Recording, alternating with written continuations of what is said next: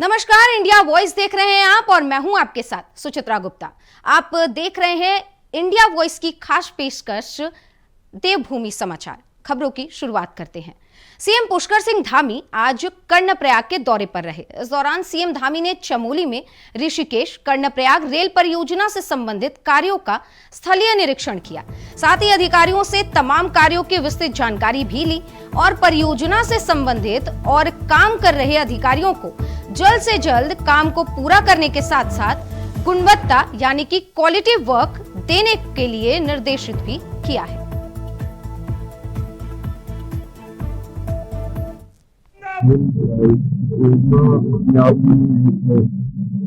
अलग प्रकार की योजना और इस योजना के लिए इसकी सुदर्शी के मैं आपकी प्रधानमंत्री बहुत धन्यवाद करता हूँ कि उत्तराखंड की सरकार की तरफ से इसका काम तेजी से चल रहा है। लेकिन आप सब देख रहे होंगे कि पहाड़ों के बीच से टनल बनाना और इस पर सब और काम करना बड़ा कठिन काम है। उसके बाद हमें उम्मीद है कि 2026 तक इसका प्रथम फेज चालू हो जाएगा। 2026 के अंत तक और बाकी काम भी तेजी से चलेगा। कहीं भी कोई अड़चन आपकी सही दिक्कत आती है तो हम लोग प्रयास करते हैं जो बड़ी परियोजना इस परियोजना के पूरा होने के बाद प्रयाग रेल लाइन पर जाने के बाद हमारे पूरे क्षेत्र में एक और समृद्धि आएगी और प्रगति होगी, उन्नति होगी, लोगों का आवागमन आसान होगा। जहाँ इस क्षेत्र के रहने वाले लोगों के लिए बहुत यात्रा करना आसान होगा, वहीं जो हमारे तीर्थ यात्री हैं, श्रद्धालु हैं, पर्यटक बहुत ही आसानी से आ जा पाएंगे और विकास के और रोजगार के, स्वरोजगार के अनेक अनेक मार्ग खुलेंगे, अनेक अनेक द्वार खुलेंगे। रेल परियोजनाओं के परीक्षण के बाद सीएम पुष्कर सिंह धामी ने चुनावी हुंकार भरी। सीएम धामी ने रोड शो करते हुए कर्णप्रयाग के मुख्य बाजार में आयोजित जनसभा में पहुंचे। इस दौरान बीजेपी कार्यकर्ताओं ने सीएम का बाइक रैली निकालकर जोरदार स्वागत किया। सीएम कर्णप्रयाग नगर पालिका चुनाव के लिए बीजेपी प्रत्याशी गणेश शाह, गौचर प्रत्याशी अनिल नेगी और सभासद के पद पर सभा को संबोधित किया। इस दौरान सीएम धामी ने जनसभा को संबोधित करते हुए क्या कुछ कहा है, सुनिए। ठंड का मौसम चल रहा है, ठंड हो रही है। मैं अभी भाई अनिल नौटियाल जी से और हमारे गोपाल राम टंका जी से गाड़ी में महबूब जी से पूछ रहा था कि कितनी ठंड हो रही है। तो ये कह रहे थे कि शाम सवेरे ज्यादा हो रही है, दिन में थोड़ा कम हो रही है। लेकिन मौसम ऐसा है, ठंडा है, लेकिन इस ठंड में भी आप सभी के उत्साह और जोश में माहौल में गर्मी पैदा कर दी है ना। आपका ये उत्साह देखकर, आपका ये जोश देखकर साफ पता चल रहा है कि आप सब लोगों ने यहां कर्णप्रयाग पालिका से गणेश शाह को और गौचर से अनिल नेगी को जिताने का फैसला कर लिया है, कमल खिलाने का फैसला कर लिया है। और आप सब 23 तारीख वोटिंग के दिन का इंतजार कर रहे हैं। क्यों मैं ठीक कह रहा हूं? तो जोर से बोलिए ना जरा। चलिए ठीक है भाइयों बहनों, आप सभी के बीच में आज मैं कर्णप्रयाग और गौचर के निकाय चुनाव में दोनों ही प्रत्याशियों को विजय बनाने के लिए आप सभी का आज आशीर्वाद और समर्थन मांगने के लिए आप सबके बीच में आया हूं। क्योंकि जब देश और प्रदेश के साथ साथ निकायों में भी भाजपा की ट्रिपल इंजन की सरकार होगी तो काम 3 गुना तेजी से होंगे और इस क्षेत्र के विकास को नए पंथ लगेंगे। भाइयों बहनों, आदरणीय प्रधानमंत्री मोदी जी ने यही बाबा केदार की भूमि से कहा था कि 21वीं सदी का तीसरा दशक उत्तराखंड का दशक होगा। इसका अर्थ है कि उनके मुख से निकले हुए कोई सामान्य शब्द नहीं थे, ये शिव रूपी शब्द थे। और इन शिव रूपी शब्दों को साकार करते हुए हमारी सरकार पूरे प्रदेश के विकास के लिए तेजी से काम कर रही है, विकास को गति देने का काम कर रही है। एक और जहां हमारे यहीं पर बद्रीनाथ जी मास्टर प्लान पर काम चल रहा है, केदारनाथ में नवनिर्माण और पुनर्निर्माण का कार्य चल रहा है, वहीं दूसरी ओर शहरों से लेकर सुदूरवर्ती क्षेत्रों में, आज शिक्षा के क्षेत्र में, पेयजल के क्षेत्र में एवं हवाई कनेक्टिविटी के क्षेत्र में अनेक काम किए जा रहे हैं। केंद्रीय गृह मंत्री अमित शाह ने शनिवार को नई दिल्ली में नारकोटिक्स कंट्रोल ब्यूरो की ओर से आयोजित नशीली दवाओं की तस्करी और राष्ट्रीय सुरक्षा पर क्षेत्रीय सम्मेलन की अध्यक्षता की। सम्मेलन में मुख्यमंत्री धामी ने वर्चुअल माध्यम से हिस्सा लिया और साथ ही बढ़ते नशे से निपटने के लिए उत्तराखंड के संकल्प को बल दिया। सम्मेलन में नशीले पदार्थों की तस्करी और राष्ट्रीय सुरक्षा के बीच संबंधों पर भी ध्यान केंद्रित किया गया, जिसमें 8 उत्तरी राज्यों और केंद्र शासित प्रदेशों पर विशेष ध्यान दिए जाने की बात अमित शाह ने की है। इसके साथ ही आपको बता दें कि सीएम धामी के नेतृत्व में उत्तराखंड ड्रग्स फ्री बनने के लिए आगे लगातार बढ़ रहा है।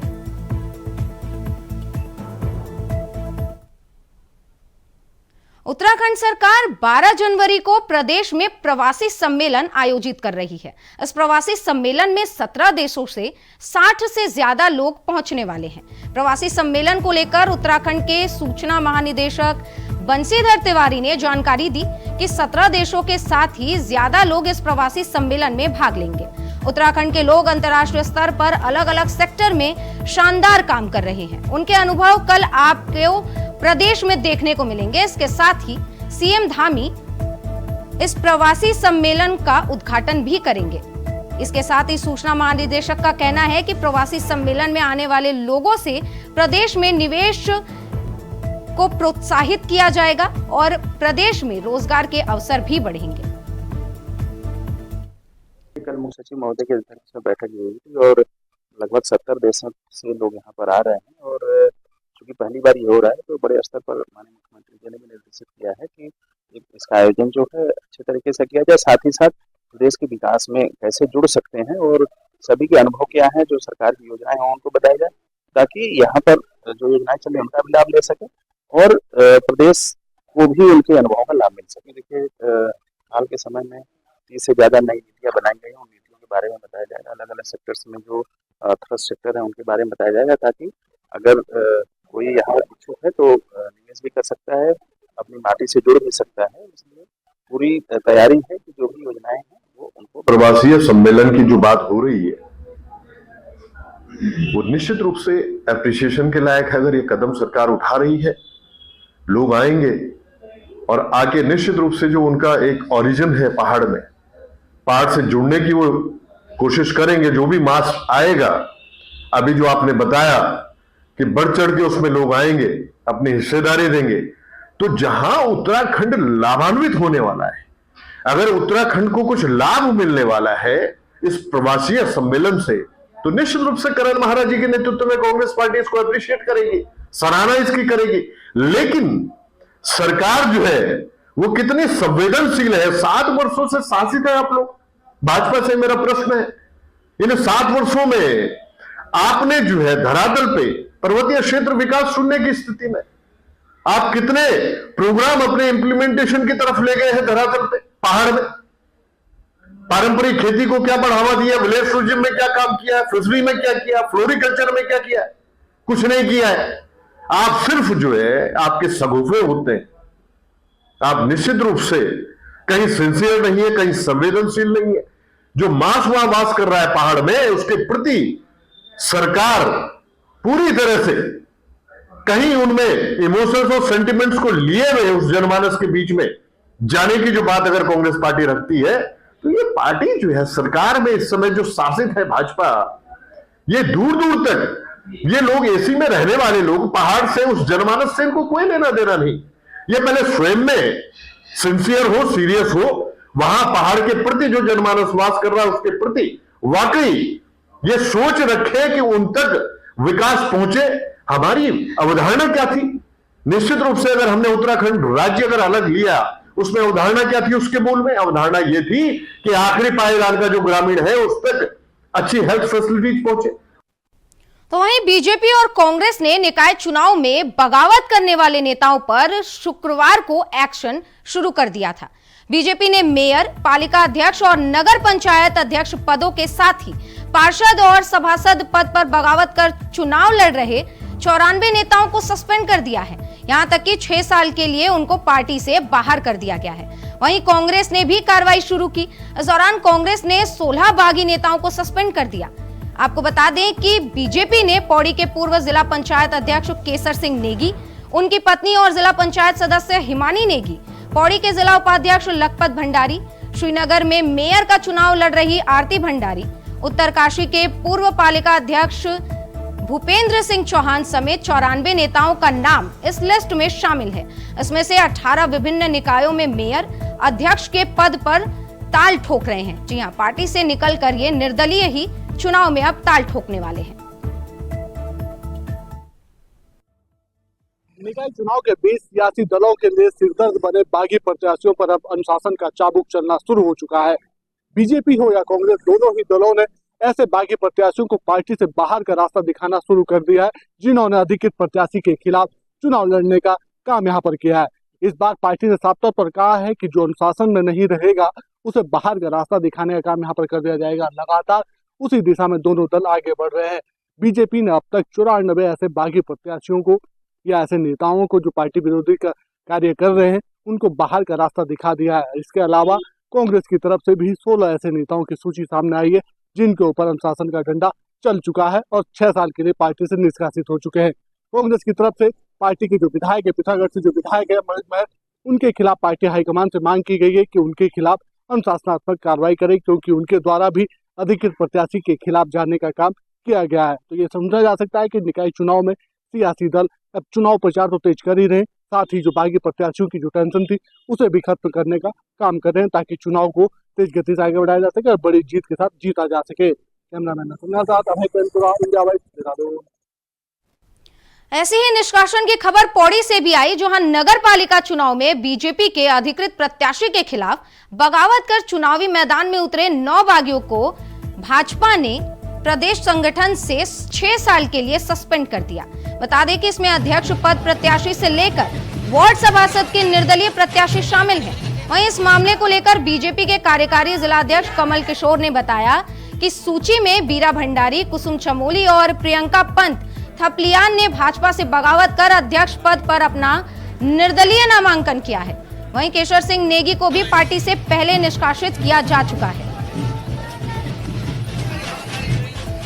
नगरपालिका पौड़ी के चुनाव में भारतीय जनता पार्टी की अधिकृत प्रत्याशी के खिलाफ जो लोग चुनाव मैदान में उतरे थे और जो लोग पार्टी विरोधी गतिविधियों में शामिल थे, माननीय प्रदेश अध्यक्ष जी के निर्देश पर उन लोगों को पार्टी के संविधान के अनुसार 6 वर्ष के लिए पार्टी से निष्कासित कर दिया गया है, जिसमें पूर्व जिला पंचायत अध्यक्ष श्री केसर सिंह नेगी जी और निर्दलीय प्रत्याशी के रूप में अध्यक्ष का चुनाव लड़ रही श्रीमती बीरा भंडारी, श्रीमती कुसुम चमोली, श्रीमती प्रियंका थपलियाल और सभासद के रूप में वार्ड नंबर 2 से श्री शुभम रावत, श्री दिनेश बिष्ट, वार्ड नंबर 4 से राकेश गौरसाली, वार्ड नंबर 9 से श्रीमती रंजना और श्रीमती प्रियंका बोगड़ा, जो पार्टी के अधिकृत प्रत्याशियों के खिलाफ चुनाव मैदान में उतरे थे, उन लोगों को आज पार्टी की सदस्यता से 6 वर्ष के लिए निष्कासित किया। नगर निकाय चुनाव को लेकर इन दिनों प्रदेश में आदर्श आचार संहिता लागू है। इसे लेकर राज्य निर्वाचन आयोग की ओर से आदर्श आचार संहिता का पालन कराया जा रहा है।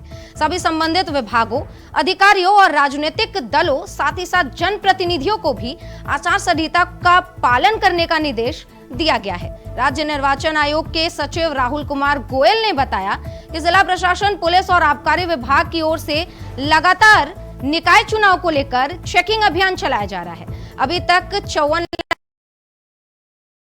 की गई है।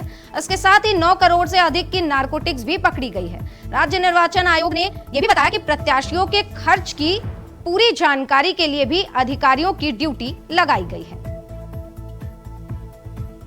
अवगत करना चाहूंगा कि हमारी अधिसूचना निर्गत होते ही आदर्श आचार संहिता प्रभावी हो गई है और ये संपूर्ण जो हमारे 100 नगर निकाय हैं जिनमें चुनाव होना है उन क्षेत्रों पर लागू हो चुकी है।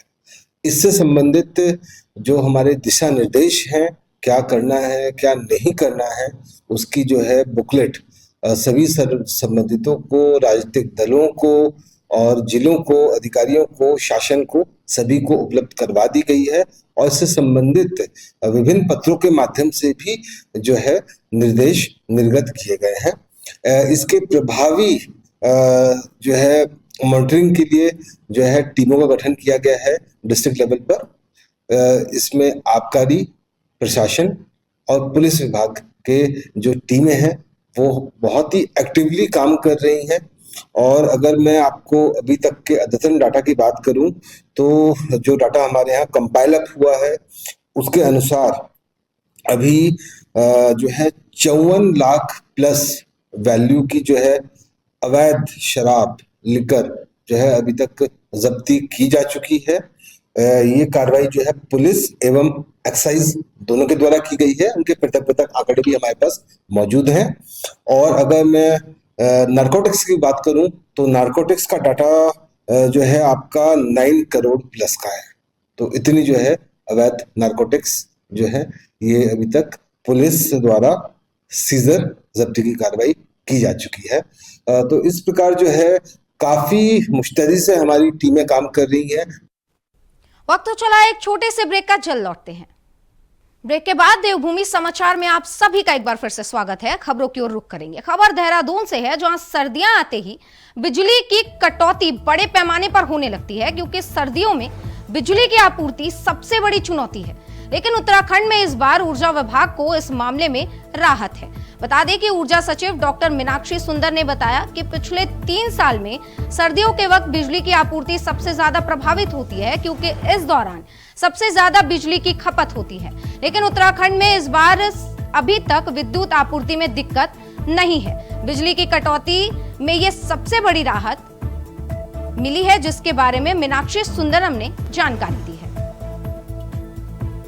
हम लोगों का जो है थैंक्स टू गॉड और thanks to government of India हम लोग अभी कंफर्टेबल विंटर में हैं। और पिछले 3 साल से मैं विंटर के टाइम पर देख रहा हूँ और पिछले 2 साल की तुलना में इस बार हमको बिजली आपूर्ति में कोई समस्या नहीं और कंफर्टेबली हमें बिजली मिल रहा है और हम लोग सबको प्रोवाइड कर रहे हैं। सर, इसका एक ही कारण है कि पिछले 2 साल में हमारे गैस बेस्ड पावर प्लांट्स बंद थे और मतलब हमारा जो स्टेट का अपना गैस बेस्ड पावर प्लांट थे वो भी बंद थे और हम लोग थर्मल कुछ प्रोक्यूर करते थे एक्सचेंज के माध्यम से।